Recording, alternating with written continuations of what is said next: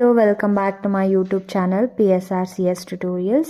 So ಇವತ್ತಿನ ಒಂದು ಸೆಷನಲ್ಲಿ second P U C computer ಸೈನ್ಸ್ಗೆ ರಿಲೇಟೆಡ್ ಆಗಿರುವಂತಹ ನಮ್ಮ ಸೆಕೆಂಡ್ ಪಿ ಯು ಸಿಯ ಕೊನೆ ಚಾಪ್ಟರ್ ಆಗಿರುವಂತಹ ಚಾಪ್ಟರ್ ನಂಬರ್ 12 ಸೆಕ್ಯೂರಿಟಿ ಆಸ್ಪೆಕ್ಟ್ಸ್ ಬಗ್ಗೆ ಡಿಸ್ಕಸ್ ಮಾಡ್ತಾ ಹೋಗೋಣ. ನಂಬರ್ 12 ಸೆಕ್ಯೂರಿಟಿ ಆಸ್ಪೆಕ್ಟ್ಸಲ್ಲಿ ಏನೆಲ್ಲ ಕಂಟೆಂಟ್ಸ್ ಇದೆ ಅಂತ ಒಂದ್ಸರಿ ನೋಡೋಣ. ಸೊ ಈ ಒಂದು ಚಾಪ್ಟ್ರಲ್ಲಿ ನಾವೇನೆಲ್ಲ ಡಿಸ್ಕಸ್ ಮಾಡ್ತೀವಿ ಅಂದರೆ threats and prevention, malware, antivirus, spam, HTTP versus HTTPS, firewall, cookies, hackers and crackers, network security, threats. So ಈ ಎಲ್ಲ ಕಾನ್ಸೆಪ್ಟ್ ಬಗ್ಗೆ ನಾವು ಡಿಸ್ಕಸ್ ಮಾಡ್ತೀವಿ. So let us start one by one. And prevention ಏನಿದು ಥ್ರೆಟ್ಸ್ ಆ್ಯಂಡ್ ಪ್ರಿವೆನ್ಷನ್ಸ್ ಅಂದರೆ, ಒಂದು harmful ಪ್ರಾಬ್ಲಮ್ನ threat ಅಂತ ತೊಗೊಳೋದಾದರೆ ಆ ಪ್ರಾಬ್ಲಮ್ನ ಸಾಲ್ವ್ ಮಾಡಲಿಕ್ಕೆ ಅಥವಾ ಪ್ರಾಬ್ಲಮ್ ಅರೈಸ್ ಆಗೋಕ್ಕೂ ಮುಂಚೆ ಅದಕ್ಕೆ ಏನಾದರೂ ಮೆಷರ್ಸನ್ನು ತೊಗೊಂಡ್ರೆ ಅದನ್ನು ನಾವು ಪ್ರಿವೆನ್ಷನ್ ಅಂತ ಕರಿತಾ ಇದ್ದೀವಿ. ಸೊ ಅದು ಆ ಒಂದು ಪ್ರಾಬ್ಲಮ್ ಮತ್ತು ಪ್ರಿವೆನ್ಷನ್ಸ್ಗಳನ್ನು ನೆಟ್ವರ್ಕಲ್ಲಿ ನಮ್ಮ ಸಿಸ್ಟಮ್ಗಳಿಗೆ ಅಟ್ಯಾಕ್ ಆಗ್ತಿರುವಂಥ ಪ್ರಾಬ್ಲಮ್ಸ್ಗಳನ್ನು ಥ್ರೆಟ್ಸ್ ಆ್ಯಂಡ್ ಅದನ್ನು ಪ್ರಿವೆಂಟ್ ಮಾಡಲಿಕ್ಕೆ ಏನೆಲ್ಲ ಸ್ಟೆಪ್ಸ್ ತೊಗೋತೀವಿ ಅದನ್ನು ಪ್ರಿವೆನ್ಷನ್ಸ್ ಅಂತ ಕರಿತಾ ಇದ್ದೀವಿ. So that network security is concern with protection. ನಾವೊಂದು ಸೆಕ್ಯೂರಿಟಿಯನ್ನು ಪ್ರೊವೈಡ್ ಮಾಡ್ತಾ ಇದ್ದೀವಿ, ಪ್ರೊಟೆಕ್ಷನನ್ನು ಕೊಡ್ತಾ ಇದ್ದೀವಿ. ಯಾವುದ್ರ ಮುಖಾಂತರ ಅಂದರೆ ಒಂದು ಪ್ರಿವೆನ್ಷನ್ ತೊಗೊಳೋದ್ರ ಮುಖಾಂತರ, ಅಥವಾ ಥ್ರೆಟ್ಸ್ಗಳು ಅಥವಾ ಹಾರ್ಮ್ಫುಲ್ ಥಿಂಗ್ಸ್ಗಳು ಸಿಸ್ಟಮ್ಗಳಿಗೆ ಅಟ್ಯಾಕ್ ಆಗದೇ ಇರೋ ರೀತಿಯಲ್ಲಿ ತೊಗೊಳ್ಳುವಂಥ ಒಂದು ಸೆಕ್ಯೂರಿಟಿ ಪ್ರೊವೈಡ್ ಮಾಡುವಂತಹ ನೆಟ್ವರ್ಕಲ್ಲಿ ಇರುವಂಥ ನೋಡ್ಗಳಿಗೆ ಸೆಕ್ಯೂರಿಟಿಯನ್ನು ಇಶ್ಯೂ ಮಾಡ್ತಾ ಇರುವಂಥದ್ದು ಒಂದು ಚಾಪ್ಟರ್ ಬಗ್ಗೆ ಡಿಸ್ಕಸ್ ಮಾಡ್ತಾ ಇರೋದನ್ನು ಸೆಕ್ಯೂರಿಟಿ ಆಸ್ಪೆಕ್ಟ್ಸ್ ಅಂತ ಹೇಳಿ ಕರಿತಾ ಇದ್ದಾರೆ. ಸೊ ಥ್ರೆಟ್ಸ್ ಆ್ಯಂಡ್ ಪ್ರಿವೆನ್ಷನ್ಸ್, ಯಾವ್ಯಾವ ರೀತಿ ಥ್ರೆಟ್ಸ್ಗಳಿದ್ದಾವೆ, ಯಾವ್ಯಾವ ರೀತಿ ಪ್ರಿವೆಂಟಿವ್ ಮೆಷರ್ಸ್ಗಳನ್ನು ತೊಗೋಬೋದು, ಹೇಗೆ ಥ್ರೆಟ್ಸ್ಗಳನ್ನು ಐಡೆಂಟಿಫೈ ಮಾಡ್ಬೋದು, ಅದನ್ನೆಲ್ಲದೂ ಕೂಡ ಈ ಚಾಪ್ಟರ್ಲಿ ಕಲ್ತ್ಕೋತೀವಿ. So one by one discuss ಮಾಡ್ತಾ ಹೋಗೋಣ. We are discussing about malware. ಏನಿದು ಮಾಲ್ವೇರ್ ಅಂತ ಅಂದರೆ, malware is a short term used for malicious software. So ಈ ಮಾಲ್ವೇರ್ ಅನ್ನೋ ಒಂದು ಟರ್ಮನ್ನು ಡಿಸ್ಕ್ರಿಪ್ಷನ್ ಬಂದು ಅಥವಾ ಎಕ್ಸ್ಪ್ಯಾಂಡ್ ಫಾರ್ಮ್ ಬಂದು ಮ್ಯಾಲಿಷಿಯಸ್ ಸಾಫ್ಟ್ವೇರ್ ಅಂತ. ಮ್ಯಾಲಿಷಿಯಸ್ ಅನ್ನೋ ಒಂದು ವರ್ಡಿಂದ MAL ಮತ್ತು ಸಾಫ್ಟ್ವೇರ್ ಅನ್ನೋ ವರ್ಡಿಂದ WARE ಅನ್ನು ತೊಗೊಂಡು ಎರಡನ್ನೂ ಕಂಬೈನ್ ಮಾಡಿ ಮಾಲ್ವೇರ್ ಅನ್ನೋ ವರ್ಡನ್ನು ಫ್ರೇಮ್ ಮಾಡಿದ್ರು.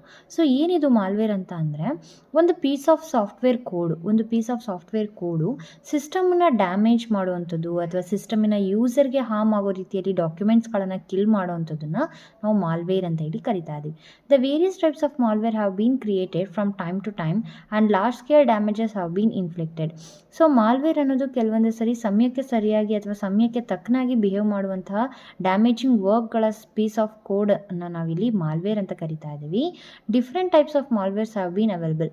ಸೊ ಸಿಸ್ಟಮ್ಗಳ ಡ್ಯಾಮೇಜ್ ಇದರಲ್ಲಿ ನೋಡೋದಾದರೆ ಮಾಲ್ವೇರ್ಗಳು ಬೇರೆ ಬೇರೆ ರೀತಿಯಲ್ಲಿ ಇದೆ. ಸೊ ಬೇರೆ ಬೇರೆ ರೀತಿಯಲ್ಲಿ ಯಾವ್ದ್ಯಾವುದು ಅಂತ ಅಂದರೆ, we can see 7 types of malware: virus, worms, ransomware, Trojan, spyware, adware ಮತ್ತು ಕೀ ಲಾಗರ್ಸ್ ಅಂತೇಳಿ 7 ರೀತಿಯಾದಂತಹ ಟೈಪ್ಸ್ ಆಫ್ ಮಾಲ್ವೇರ್ಗಳನ್ನು ನಾವು ಡಿಸ್ಕಸ್ ಮಾಡ್ತಾ ಇದ್ದೀವಿ. So let us learn one by one. So ಮೊದಲನೇದು ಬಂದು ವೈರಸ್. ಈ ವೈರಸ್ ಅನ್ನೋ ಒಂದು ಟರ್ಮನ್ನು ಬಯಾಲಜಿಕಲ್ ಸೈನ್ಸಿಂದ ಬಾರೋ ಮಾಡಿರ್ತಾರೆ. ಫ್ರೆಡ್ ಕೋಯಿನ್ ಅನ್ನೋರು 1985ರಲ್ಲಿ ಈ ಒಂದು ಟರ್ಮನ್ನು ಇಂಟ್ರೊಡ್ಯೂಸ್ ಮಾಡ್ತಾರೆ. ಯಾಕೆ ಇದನ್ನು ವೈರಸ್ ಅಂತ ಟರ್ಮ್ ಮಾಡ್ತಾರೆ ಅಂದರೆ, ಬಯಾಲಜಿಕಲ್ ಸೈನ್ಸಲ್ಲಿ ಹೇಗೆ ಒಂದು ಬ್ಯಾಕ್ಟೀರಿಯಲ್ ಇನ್ಫೆಕ್ಷನ್ ಆದಾಗ ವೈರಸ್ಸು ಯಾವ ರೀತಿ ಪರ್ಫಾರ್ಮೆನ್ಸನ್ನು ಮಾಡುತ್ತೋ ಅದೇ ರೀತಿ ವೈರಸ್ ಅನ್ನೋ ಒಂದು ಮಾಲ್ವೇರು ಸಿಸ್ಟಮಿಗೆ ಅಟ್ಯಾಕ್ ಆದಾಗ ಸಿಸ್ಟಮಲ್ಲಿರುವಂಥ ಡಾಕ್ಯುಮೆಂಟ್ಸ್ಗಳನ್ನು ಡ್ಯಾಮೇಜ್ ಮಾಡೋದಾಗಿರ್ಬೋದು, ಅಥವಾ ವರ್ಕಿಂಗ್ ಕಂಡೀಷನ್ನ ಸ್ಲೋ ಡೌನ್ ಮಾಡೋದಾಗಿರ್ಬೋದು, ಅಥವಾ ಡಾಕ್ಯುಮೆಂಟ್ಸ್ಗಳನ್ನು ಡಿಲೀಟ್ ಮಾಡೋದಾಗಿರ್ಬೋದು, ಈ ಎಲ್ಲ ವರ್ಕ್ಗಳನ್ನು ಮಾಡೋದ್ರಿಂದ ಸೊ ಇದಕ್ಕೆ ಟರ್ಮ್ ವೈರಸ್ ಅಂತೇಳಿ ಅವರು ಇಂಟ್ರೊಡ್ಯೂಸ್ ಮಾಡಿದ್ರು. ಸೊ ಅದೇ ರೀತಿ ಈ ವೈರಸ್ ಅನ್ನೋದು ಯಾವ ರೀತಿ ಸ್ಪ್ರೆಡ್ ಆಗ್ತಾ ಇದೆ ಅಂದರೆ, ಒಂದು ಸಿಸ್ಟಮಲ್ಲಿ ಅಟ್ಯಾಕ್ ಆಗಿರುವಂಥ ಒಂದು ಸಿಸ್ಟಮ್ ವೈರಸ್ಸಿಂದ ಅಟ್ಯಾಕ್ ಆಗಿದರೆ ಆ ಒಂದು ಸಿಸ್ಟಮು ಹೆಲ್ತಿ ಇರುವಂತಹ ಸಿಸ್ಟಮ್ ಜೊತೆ ಕಾಂಟ್ಯಾಕ್ಟ್ ಬಂದಾಗ ವೈರಸ್ಸು ಕೂಡ ಏನಾಗ್ತಾ ಇದೆ, ಸ್ಪ್ರೆಡ್ ಆಗ್ತಾ ಇದೆ. ಸೊ ಈ ವೈರಸ್ಸು ಯಾವ ಸಿಸ್ಟಮಲ್ಲಿ ಇಂಟ್ರೊಡ್ಯೂಸ್ ಆಗಿರುತ್ತೋ ಅಥವಾ ಯಾವ ಸಿಸ್ಟಮಲ್ಲಿ ಡೌನ್ಲೋಡ್ ಆಗಿರುತ್ತೋ ಅದು ಇನ್ಯಾಕ್ಟಿವ್ ಆಗಿ ಬಿಹೇವ್ ಆಗ್ತಾ ಇರುತ್ತೆ. ಅಂದರೆ ಡಾರ್ಮೆಂಟ್ ಅಂದರೆ ಇನ್ಯಾಕ್ಟಿವ್ ಅಂತ. ಎಲ್ಲಿವರೆಗೂ ಅದು ಇನ್ಯಾಕ್ಟಿವ್ ಅಂತ ಅಂದರೆ, ನಾವು ಸಚ್ ಪರ್ಟಿಕ್ಯುಲರ್ ಫೈಲ್ ಅಥವಾ ಡಾಕ್ಯುಮೆಂಟ್ಸನ್ನು ಕ್ಲಿಕ್ ಆನ್ ಮಾಡೋವರೆಗೂ ಅದು ಡಾರ್ಮೆಂಟ್ ಆಗಿ ಅಥವಾ ಇನ್ಯಾಕ್ಟಿವ್ ಆಗಿ ಬಿಹೇವ್ ಆಗುತ್ತೆ. ಯಾವಾಗ ನಾವು ಅದನ್ನು ಇನ್ಫೆಕ್ಟೆಡ್ ಆಗಿರುವಂಥ ಫೈಲ್ ಅಥವಾ ಡಾಕ್ಯುಮೆಂಟ್ಸನ್ನು ಓಪನ್ ಮಾಡೋಕ್ಕೆ ಟ್ರೈ ಮಾಡ್ತೀವೋ ಅಥವಾ ಓಪನ್ ಮಾಡ್ತೀವೋ ಆವಾಗ ಯೂಸರ್ ಓಪನ್ ಮಾಡಿದಾಗ ಅದರದ್ದು ರೆಪ್ಲಿಕೇಶನ್ನ ಜಾಸ್ತಿ ಮಾಡ್ತಾ ಹೋಗುತ್ತೆ. ಸೊ ಈ ರೀತಿಯಾಗಿ ಬಿಹೇವ್ ಮಾಡ್ತಾ ಇರುವಂಥ ಒಂದು ಮ್ಯಾಲಿಷಿಯಸ್ ಸಾಫ್ಟ್ವೇರ್ ಕೋಡನ್ನು ನಾವು ವೈರಸ್ ಅಂತ ಹೇಳಿ ಕರೆದ್ವಿ. ಪಾರ್ಟ್ ಆಫ್ ವೈರಸ್ ಕಂಟಿನ್ಯೂಷನ್ ಪಾರ್ಟ್ನ ನಾವು ನೋಡೋದಾದರೆ, ಏನಪ್ಪ ಇದು ವೈರಸ್ಸಿನ ಏಮ್ ಅಥವಾ ಗೋಲ್, ಏನು ಕೆಲಸ ಮಾಡಲಿಕ್ಕೆ ಇದು ಸಿಸ್ಟಮ್ಗೆ ಇನ್ಕ್ಲೂಡ್ ಆಗ್ತಾ ಇದೆ ಅಥವಾ ಡೌನ್ಲೋಡ್ ಆಗ್ತಾ ಇದೆ ಅನ್ನೋದಾದರೆ, ಸಿಸ್ಟಮಲ್ಲಿರುವಂಥ ಸೆನ್ಸಿಟಿವ್ ಡೇಟಾಗಳನ್ನು ಸ್ಟೀಲ್ ಮಾಡೋದಾಗಿರ್ಬೋದು, ಡಾಕ್ಯುಮೆಂಟ್ಗಳನ್ನು ಡಿಲೀಟ್ ಮಾಡೋವಂಥದ್ದಾಗಿರ್ಬೋದು, ಇದರದ್ದು ಮೇನ್ ಇಂಟೆನ್ಷನ್ಸ್ ಆಗಿರುತ್ತೆ.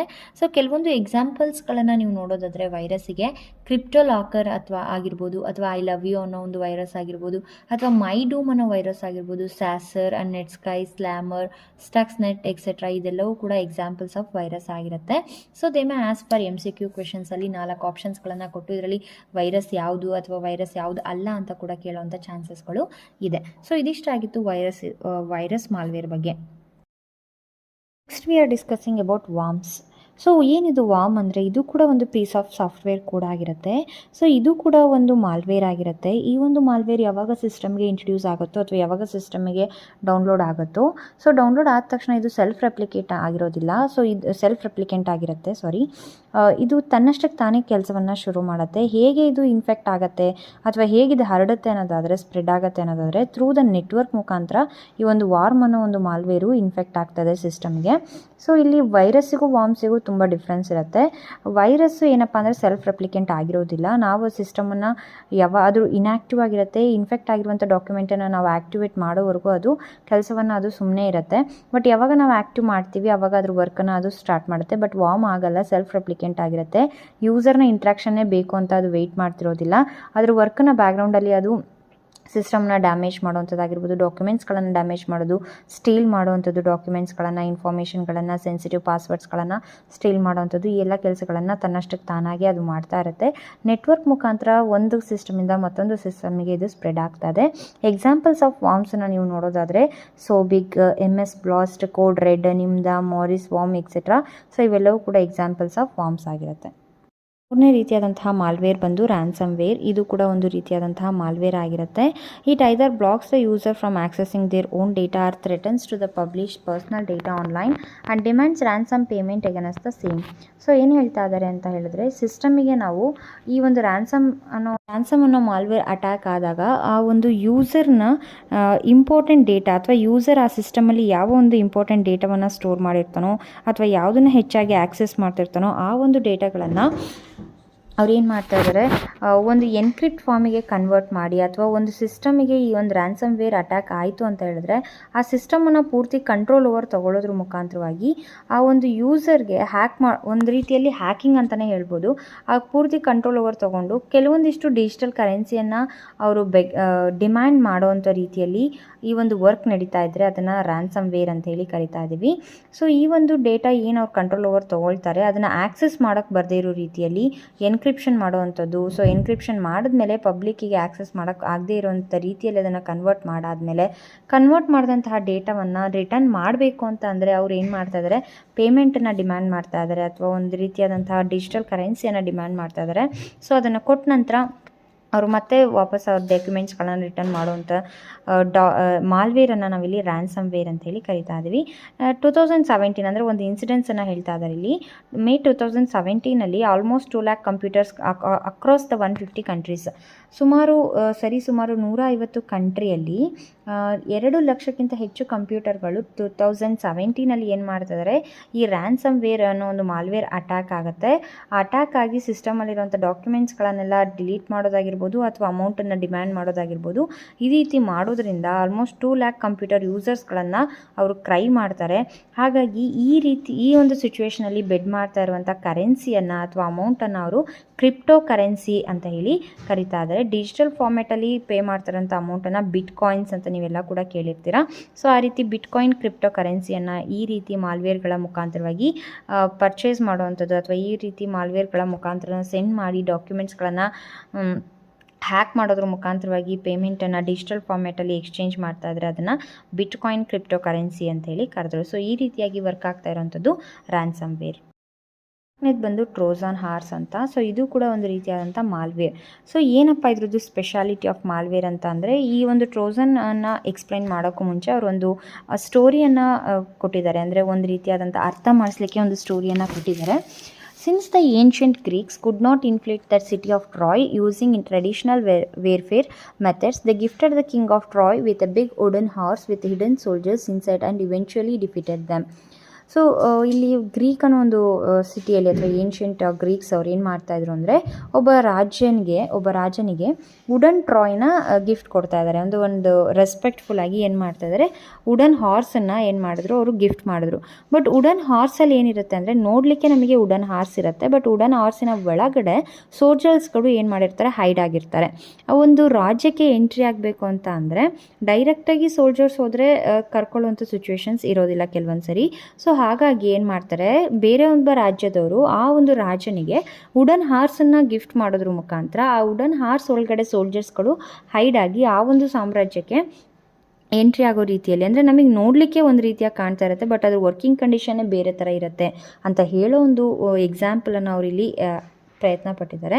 ಈ ಟ್ರೋಜನ್ ಅನ್ನೋ ಮಾಲ್ವೇರ್ ಕೂಡ ಅಷ್ಟೇ, ಸಿಸ್ಟಮಿಗೆ ಎಂಟರ್ ಆಗುವಾಗ ಅಥವಾ ಡೌನ್ಲೋಡ್ ಆಗುವಾಗ ನಾವು ಯಾವುದೋ ಒಂದು ಸಾಫ್ಟ್ವೇರ್ ಆಗಿರ್ಬೋದು, ಡಾಕ್ಯುಮೆಂಟ್ ಆಗಿರ್ಬೋದು, ಒರಿಜಿನಲ್ ರೀತಿಯಲ್ಲಿ ಕಾಣಿಸ್ತಾ ಇರುತ್ತೆ, ಲೈಸೆನ್ಸ್ಡ್ ರೀತಿಯಲ್ಲಿ ಕಾಣಿಸ್ತಾ ಇರುತ್ತೆ, ಬಟ್ ಅದು ಲೈಸೆನ್ಸ್ಡ್ ಆಗಿಲ್ಲದೆ ಇರ್ಬೋದು, ಇಲ್ಲಿಗಲ್ ಆಗಿರ್ಬೋದು, ಅಥವಾ ಅದು ನಮಗೆ ಡ್ಯಾಮೇಜ್ ಕ್ರಿಯೇಟ್ ಮಾಡುವಂಥ ಸಾಫ್ಟ್ವೇರ್ ಆಗಿರ್ಬೋದು, ಮಾಲ್ವೇರ್ ಆಗಿರ್ಬೋದು. ಸೊ ಈ ರೀತಿಯಾಗಿ 2 ಫೇಸಸ್ ರೀತಿಯಲ್ಲಿ ವರ್ಕ್ ಆಗ್ತಿರುವಂಥ ಒಂದು ಪೀಸ್ ಆಫ್ ಕೋಡನ್ನು ಇಲ್ಲಿ ಟ್ರೋಜನ್ ಅಂತ ಹೇಳಿ ಕರಿತಾ ಇದ್ದಾರೆ. Borrowing A concept, A Trojan is A malware that looks like A legitimate software. So ನಾನು ಈಗ ಹೇಳ್ದಾಗೇ ನೋಡಲಿಕ್ಕೆ ತುಂಬ ಲೀಗಲಾಗಿ ಅಥವಾ ಸರಿಯಾಗಿದೆಯೇನೋ ಅನ್ನೋ ರೀತಿಯಲ್ಲಿ ಕಾಣಿಸ್ತಾ ಇರುತ್ತೆ, ಬಟ್ ಅದು ಇನ್ಸ್ಟಾಲ್ ಆದಮೇಲೆ ಅದರ ನಿಜವಾದ ರೀತಿಯಾದಂಥ ವರ್ಕಿಂಗ್ ಕಂಡೀಷನ್ ಅದು ಸ್ಟಾರ್ಟ್ ಮಾಡುತ್ತೆ. ನಿಜವಾದ ರೀತಿಯಾದ ವರ್ಕಿಂಗ್ ಕಂಡೀಷನ್ಸ್ ಅಂತ ಅಂದರೆ ಮುಂಚೆ ಅದು ಲೀಗಲಾಗಿ ಸಾಫ್ಟ್ವೇರ್ ರೀತಿಯಲ್ಲೇ ಇರುತ್ತೆ, ಬಟ್ ಅದು ವರ್ಕಿಂಗ್ ಕಂಡೀಷನ್ ಯಾವಾಗ ರಾಂಗ್ ಆಗಿ ಬಿಹೇವ್ ಮಾಡ್ಲಿಕ್ಕೆ ಸ್ಟಾರ್ಟ್ ಆಗುತ್ತೆ, ಫಾರ್ ಎಕ್ಸಾಂಪಲ್ ಸಿಸ್ಟಮ್ಗಳನ್ನು ಡ್ಯಾಮೇಜ್ ಮಾಡೋದಾಗಿರ್ಬೋದು, ಡಾಕ್ಯುಮೆಂಟ್ಸನ್ನು ಡಿಲೀಟ್ ಮಾಡೋದಾಗಿರ್ಬೋದು, ವೈರಸ್ ಅಥವಾ ವಾರ್ಮ್ ರೀತಿಯಲ್ಲಿ ವರ್ಕ್ ಮಾಡೋದಕ್ಕೆ ಸ್ಟಾರ್ಟ್ ಮಾಡಿದ್ರೆ ಆ ರೀತಿಯಾಗಿ ವರ್ಕ್ ಆಗ್ತಿರೋಂಥದ್ದನ್ನು ಟ್ರೋಜನ್ ಹಾರ್ಸ್ ಅಂತೇಳಿ ಕರೆದ್ರು, ಅಥವಾ ಟ್ರೋಜನ್ ಮಾಲ್ವೇರ್ ಅಂತೇಳಿ ಕರೆದ್ರು.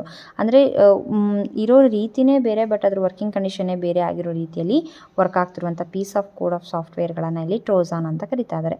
Trojan does not self replicate or infect other files. It spreads through user interaction such as opening and email attachment or downloading and executing a file from the internet. So ಇದು ಯಾವ ರೀತಿ work ಆಗ್ತಾ ಇದೆ ಅಂದರೆ, ಇದು ಯಾವ ಒಂದು ಡಾಕ್ಯುಮೆಂಟಲ್ಲಿ email ಅಥವಾ ಯಾವುದ್ರ ಮುಖಾಂತರವಾಗಿ ಬಂದಿರುತ್ತೋ ಆ ಇನ್ಫೆಕ್ಟ್ ಆಗಿರುವಂಥ ಫೈಲ್ಗಳನ್ನು ಓಪನ್ ಮಾಡೋದ್ರ ಮುಖಾಂತರ ಇನ್ಫೆಕ್ಟ್ ಆಗ್ತಾ ಇರುತ್ತೆ ಅಥವಾ ಸ್ಪ್ರೆಡ್ ಆಗೋದು ಆ ಇನ್ಫೆಕ್ಟ್ ಆಗಿರುವಂಥ ಫೈಲ್ಗಳನ್ನು ಆ್ಯಕ್ಟಿವೇಟ್ ಮಾಡಿದಾಗ ಅಂತ ಹೇಳಿ ಹೇಳ್ತಾ ಇದ್ದಾರೆ. Some trojans create back doors to give malicious users access to the system. ಕೆಲವೊಂದು ಸಿಸ್ಟಮ್ ಇವ್ರು ಏನು ಹೇಳಕ್ಕೆ ಹೊರಟಿದ್ದಾರೆ ಅಂತ ಅಂದರೆ, ಕೆಲವೊಂದು ಟ್ರೋಜನ್ ಮಾಲ್ವೇರ್ಗಳು ಯಾವ ರೀತಿ ವರ್ಕ್ ಆಗುತ್ತೆ ಅಂದರೆ, ಯಾವುದ್ರ ಡಾಕ್ಯುಮೆಂಟ್ ಮುಖಾಂತರವಾಗಿ ಬಂದಿರುತ್ತೋ ಆ ಡಾಕ್ಯುಮೆಂಟ್ಗಳನ್ನು ಆ್ಯಕ್ಟಿವೇಟ್ ಮಾಡಿದಾಗ, ಫಾರ್ ಎಕ್ಸಾಂಪಲ್ ಫೈಲನ್ನು ಓಪನ್ ಮಾಡಿದಾಗ, ಇಮೇಲನ್ನು ಓಪನ್ ಮಾಡಿದಾಗ, ಅಟ್ಯಾಚ್ಮೆಂಟ್ಗಳನ್ನು ಡೌನ್ಲೋಡ್ ಮಾಡಿದಾಗ ಅದು ಸಿಸ್ಟಮನ್ನು ಡ್ಯಾಮೇಜ್ ಮಾಡುವಂಥದ್ದಾಗಿರ್ಬೋದು. ಅಥವಾ ಇನ್ನೂ ಕೆಲವೊಂದು ಬ್ಯಾಕ್ ಡೋರಲ್ಲಿ ಅಂತಂದರೆ ಬ್ಯಾಕ್ ಎಂಡಲ್ಲಿ ಸಿಸ್ಟಮಲ್ಲಿ ನಮಗೆ ಗೊತ್ತಾಗದೇ ಇರೋ ರೀತಿಯಲ್ಲಿ ಸಿಸ್ಟಮಲ್ಲಿ ನಡೀತಿರುವಂಥ ಸೆನ್ಸಿಟಿವ್ ಡೇಟಾವನ್ನು ಸ್ಟೀಲ್ ಮಾಡಿ ಮತ್ತೊಬ್ಬ ಹ್ಯಾಕರ್ಗೆ ಕೊಡುವಂಥದ್ದು ಅಥವಾ ಇನ್ಯಾವುದೋ ಬೇರೆ ಯೂಸರ್ಗೆ ಅದನ್ನು ತಲುಪಿಸುವಂಥ ಕೆಲಸಗಳನ್ನು ಕೂಡ ಮಾಡ್ತಾ ಇರುವಂಥ ಒಂದು ಮಾಲ್ವೇರನ್ನು ಟ್ರೋಜಾನ್ ಅಂತ ಹೇಳಿ ಕರೆದ್ರು. 5ನೇದು ಬಂದು ಸ್ಪೈವೇರ್ ಅಂತ ಹೇಳಿ. It is a type of malware that spies on a person on a organisation by gathering information about them without the knowledge of the user. So ಇಲ್ಲಿ ಸ್ಪೈವೇರ್ ಅನ್ನೋದು ಕೂಡ ಒಂದು ರೀತಿಯಾದಂಥ ಮಾಲ್ವೇರ್ ಆಗಿರುತ್ತೆ. ಒಟ್ಟಾರೆ ಈ ಒಂದು ಮಾಲ್ವೇರ್ ಬಗ್ಗೆ ಹೇಳೋದಾದರೆ, ಈ ಒಂದು ಮಾಲ್ವೇರ್ ಹೇಗಿರುತ್ತೆ ಅಂತ ಅಂದರೆ, ನಮ್ಮ ಇಮೇಲ್ಗೆ ಎಷ್ಟೋ ಅಡ್ವರ್ಟೈಸ್ಮೆಂಟ್ ಮೆಸೇಜಸ್ಗಳು ಬರ್ತಾ ಇರುತ್ತೆ. ಯೂಸರ್ಗೆ ಗೊತ್ತಿರೋ ರೀತಿಯಲ್ಲಿ ಅಥವಾ ಗೊತ್ತಿಲ್ಲದೆ ಇರೋ ರೀತಿಯಲ್ಲಿ ಅವರ ಒಂದು ಸೆನ್ಸಿಟಿವ್ ಡೀಟೇಲ್ಸ್ಗಳನ್ನು ಕಲೆಕ್ಟ್ ಮಾಡುವಂತಹ ಒಂದು ಮಾಹಿತಿಯನ್ನು ಕಲೆ ಹಾಕುವಂಥ ಒಂದು ವರ್ಕಿಂಗ್ ನಡೀತಾ ಇತ್ತು ಅಂತಂದರೆ ಆ ಒಂದು ರೀತಿಯಾದಂತಹ ಮಾಲ್ವೇರ್ಗಳನ್ನು ನಾವು ಇಲ್ಲಿ ಸ್ಪೈವೇರ್ ಅಂತ ಕರಿತಾ ಇದ್ದೀವಿ. ಅಂದರೆ ಯೂಸರ್ ಗಮನಕ್ಕೆ ಬರದೆ ಯೂಸರ್ನ ಎಲ್ಲ ಸೆನ್ಸಿಟಿವ್ ಡೀಟೇಲ್ಸ್ಗಳನ್ನು ಅಡ್ವರ್ಟೈಸ್ಮೆಂಟ್ಗಳ ಮುಖಾಂತರವಾಗಿ ಅಥವಾ ಗೂಗಲ್ ಫಾರ್ಮ್ಸ್ಗಳ ಮುಖಾಂತರವಾಗಿ ಅವರ ಒಂದು ಇನ್ಫಾರ್ಮೇಷನ್ಸ್ಗಳನ್ನು ಕಲೆಕ್ಟ್ ಮಾಡಿ ಇನ್ನೊಬ್ಬರಿಗೆ ಶೇರ್ ಮಾಡುವಂಥ ಕೆಲಸಗಳು ನಡೀತಾ ಇದ್ದರೆ ಅದುಗಳನ್ನು ಇಲ್ಲಿ ನಾವು ಸ್ಪೈವೇರ್ ಅಂತ ಹೇಳಿ ಕರಿತಾ ಇದ್ದೀವಿ. Spyware usually tracks internet usage data and sells them to the advertisers.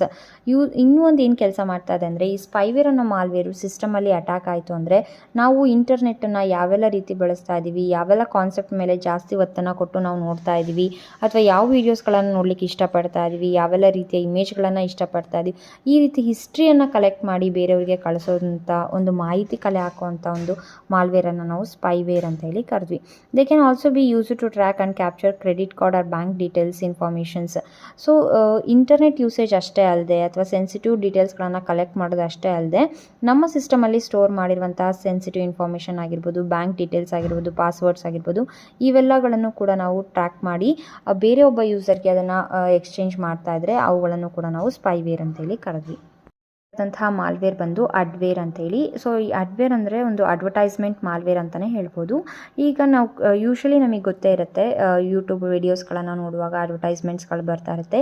ಆ ಅಡ್ವರ್ಟೈಸ್ಮೆಂಟ್ಸ್ಗಳು ನಮಗೆ ಯಾವುದೇ ರೀತಿ ಹಾರ್ಮನ್ನು ಮಾಡಲ್ಲ, ಬಟ್ ಆ ಅಡ್ವರ್ಟೈಸ್ಮೆಂಟ್ಸ್ಗಳನ್ನು ನೋಡೋದ್ರಿಂದ ಅವರಿಗೆ ರೆವೆನ್ಯೂ ಕ್ರಿಯೇಟ್ ಆಗ್ತಾ ಹೋಗುತ್ತೆ. ಸೊ ಆ ರೀತಿಯಾಗಿ ಒಂದು ಮಾಲ್ವೇರನ್ನು ಇರುವಂತಹ ರೀತಿ ಪೇಪರ್ ಕ್ಲಿಕ್ ಅಂತ ಹೇಳಿ ಏನು ಕರಿತಾ ಇದ್ದೀವಿ.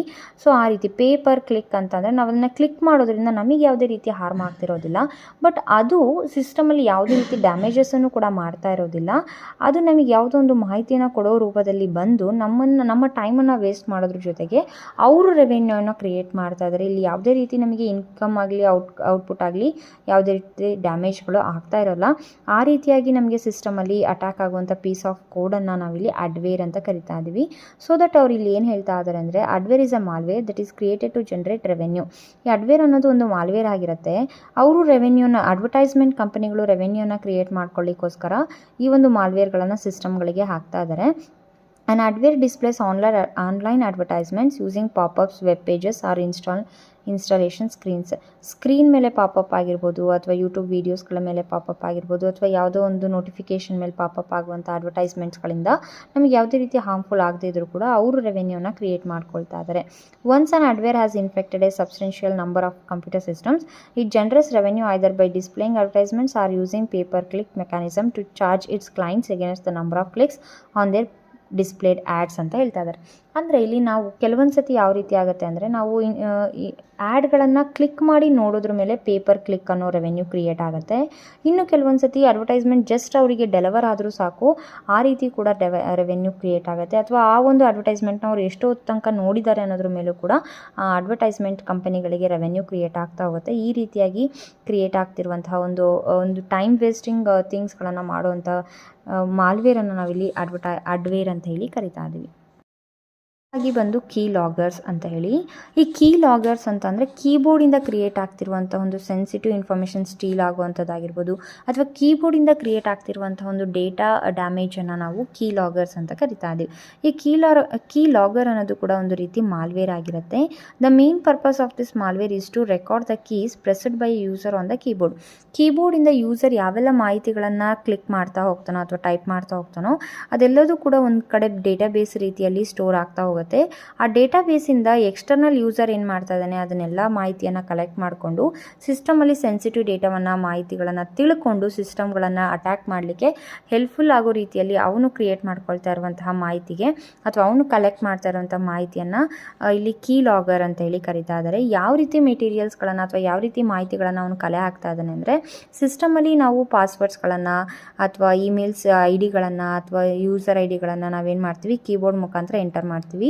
ಕೀಬೋರ್ಡ್ ಮುಖಾಂತರವಾಗಿ ಎಂಟರ್ ಮಾಡಿದಂಥ ಎಲ್ಲ ಡೇಟಾ ಒಂದು ಕಡೆ ಸ್ಟೋರ್ ಆಗ್ತಾ ಹೋಗುತ್ತೆ. ಎಸ್ಪೆಷಲಿ ಕ್ವಾಡ್ರಿ ಕೀಬೋರ್ಡಲ್ಲಿ ಟೈಪ್ ಮಾಡಿದಂಥ ಕೀಗಳು ಆ ಒಂದು ಮಷಿನ್ ಲರ್ನಿಂಗ್ ಲ್ಯಾಂಗ್ವೇಜನ್ನು ಬಳಸಿಬಿಟ್ಟು ಕ್ವಾಡ್ರಿ ಕೀಬೋರ್ಡಲ್ಲಿ ಟೈಪ್ ಮಾಡಿದಂತಹ ಕೀಸ್ಗಳಲ್ಲಿ ಏನಾಗ್ತಾ ಹೋಗುತ್ತೆ ಡೇಟಾ ಸ್ಟೋರ್ ಆಗ್ತಾ ಹೋಗುತ್ತೆ. ಆ ಒಂದು ಡೇಟಾ ಸ್ಟೋರ್ ಆಗಿರುವಂಥ ಡೇಟಾಗಳನ್ನು ಕಲೆಕ್ಟ್ ಮಾಡಿಕೊಂಡು ಅದರಲ್ಲಿ ಸಿಕ್ಕಂತಹ ಸೆನ್ಸಿಟಿವ್ ಡೀಟೇಲ್ಸ್ಗಳ ಮಾಹಿತಿ ಮುಖಾಂತರವಾಗಿ ಯೂಸರ್ ಸಿಸ್ಟಮನ್ನು ಹ್ಯಾಕ್ ಮಾಡಲಿಕ್ಕೆ ಪ್ರಯತ್ನ ಪಡ್ತಾ ಹೋದರೆ ಅದನ್ನು ಕೀ ಲಾಗರ್ಸ್ ಅಂತ ಹೇಳಿ ಕರಿತಾ ಇದ್ದಾರೆ. ಬಟ್ ಇಲ್ಲಿ ಸ್ಟ್ರಾಟಜಿ ಇದರಿಂದ ಹೇಗೆ ಓವರ್ಕಮ್ ಮಾಡ್ಕೋಬೇಕು ಅನ್ನೋದು ಕೂಡ ಇದ್ರ ಬಗ್ಗೆ ಕೊಟ್ಟಿದ್ದಾರೆ. One strategy to avoid the threats of password leaks by key loggers. ಪಾಸ್ವರ್ಡ್ಗಳ ಲೀಕನ್ನು ಕೀ ಲಾಗರ್ಸ್ ಇಂದ ಹೇಗೆ ಅವಾಯ್ಡ್ ಮಾಡೋದು ಅಂತ ಹೇಳಿದ್ರೆ ವರ್ಚುವಲ್ ಕೀಬೋರ್ಡ್ಗಳನ್ನು ಬಳಸಬೇಕು ಅಂತ ಹೇಳಿದ್ದಾರೆ. ಅದನ್ನು ನಾವು ನೆಕ್ಸ್ಟ್ ಸ್ಲೈಡಲ್ಲಿ ನೋಡ್ತೀವಿ. ಹೇಳಿದಾಗೆ ಆನ್ಲೈನ್ ವರ್ಚುವಲ್ ಕೀಬೋರ್ಡ್ಸ್ಗಳನ್ನು ಬಳಸೋದ್ರಿಂದ ಅಥವಾ ಸ್ಕ್ರೀನ್ ಲಾಕ್ ಕೀಬೋರ್ಡ್ಸ್ಗಳನ್ನು ಬಳಸೋದ್ರಿಂದ ನಾವು ಕೀಲಾಗ್ ಪಾಸ್ವರ್ಡ್ಸ್ಗಳ ಲೀಕನ್ನು ನಾವು ಅವಾಯ್ಡ್ ಮಾಡ್ಬೋದು ಅಂತ ಹೇಳ್ತಾ ಇದ್ದಾರೆ.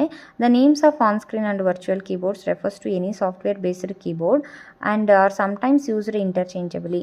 ಸೊ ಇಲ್ಲಿ ಕ್ವಾಡ್ರಿ ಕೀಬೋರ್ಡನ್ನು ಬಿಟ್ಟು ಬೇರೆ ರೀತಿಯಾದಂಥ ಆನ್ ಸ್ಕ್ರೀನ್ ಕೀಬೋರ್ಡ್ಸ್ ಆಗಿರ್ಬೋದು ಅಥವಾ ವರ್ಚುವಲ್ ಕೀಬೋರ್ಡ್ ಪರ್ಯಾಯವಾಗಿ ಬಳಸುವಂಥ ಕೀಬೋರ್ಡ್ಗಳು ಅಂತ ಏನು ಕರಿತೀವಿ ಆ ಕೀಬೋರ್ಡ್ಗಳನ್ನು ಬಳಸೋದ್ರಿಂದ ನಾವು ಪಾಸ್ವರ್ಡ್ಸ್ಗಳ ಲೀಕನ್ನು ಕಮ್ಮಿ ಮಾಡ್ಬೋದು ಅಂತ ಹೇಳಿ ಹೇಳ್ತಾ ಇದ್ದಾರೆ. Both types of keyboards May look the same but the different in terms of key layout. ಎರಡೂ ರೀತಿಯಾದಂಥ ಕೀಬೋರ್ಡ್ಗಳಿಗೂ ಏನು ಡಿಫ್ರೆನ್ಸ್ ಅಂದರೆ ಎರಡೂ ಕೂಡ ಒಂದೇ ರೀತಿಯಲ್ಲಿರುತ್ತೆ. ಆದರೆ ಏನು ಹೆಚ್ಚಿನ ಡಿಫ್ರೆನ್ಸ್ ಅಂತ ಅಂದರೆ ಕೀಸ್ಗಳ ಪ್ರೆಸೆಂಟೇಷನ್ ಏನಿರುತ್ತಲ್ಲ ಒಂದಾದ್ಮೇಲೆ ಯಾವ ಕೀಸ್ ಇರುತ್ತೆ. ಇವಾಗ ಕ್ವಾಡ್ರಿ ಕೀಬೋರ್ಡ್ ಅಂದರೆ ಫಸ್ಟ್ 5 ಲೆಟರ್ಸ್ ಕ್ವಾಡ್ರಿ ಆಗಿರುತ್ತೆ. ಸೊ ಆ ಒಂದು ಕೀಬೋರ್ಡ್ನ ನಾವು ಕ್ವಾಡ್ರಿ ಕೀಬೋರ್ಡ್ ಅಂತ ಕರಿತೀವಿ. ಇಲ್ಲಿ ಮಿಕ್ಸ್ ಮ್ಯಾಚ್ ಆಗಿರುತ್ತೆ ಕೀಬೋರ್ಡ್ಸ್ಗಳು ಬೇರೆ ಕೀಬೋರ್ಡ್ಗೆ ಕಂಪೇರ್ ಮಾಡಿದಾಗ. ಆನ್ಲೈನ್ ವರ್ಚುವಲ್ ಕೀಬೋರ್ಡ್ ಆಗಿರ್ಬೋದು ಅಥವಾ ಸ್ಕ್ರೀನ್ ಕೀಬೋರ್ಡ್ ಆಗಿರ್ಬೋದು ಆನ್ ಸ್ಕ್ರೀನ್ ಕೀಬೋರ್ಡ್ಸ್ಗಳಾಗಿರ್ಬೋದು. ಸೊ ಅವುಗಳನ್ನು ಬಳಸೋದ್ರಿಂದಾಗಿ ಪಾಸ್ವರ್ಡ್ಸ್ಗಳು ಅಥವಾ ಇಮೇಲ್ ಐ ಡಿಸ್ಗಳಾಗಿರ್ಬೋದು ಇನ್ಯಾವುದೇ ಸೆನ್ಸಿಟಿವ್ ಮೆಟೀರಿಯಲ್ಸ್ಗಳನ್ನು ನಾವು ಅವಾಯ್ಡ್ ಮಾಡ್ಬೋದು ಲೀಕ್ ಆಗ್ತಾ ಇರೋದನ್ನು ಅಂತ ಹೇಳ್ತಾ ಇದ್ದಾರೆ. And online virtual keyboard randomizes the key layout every time it is used thereby making it very difficult to keylogger software to record the keys.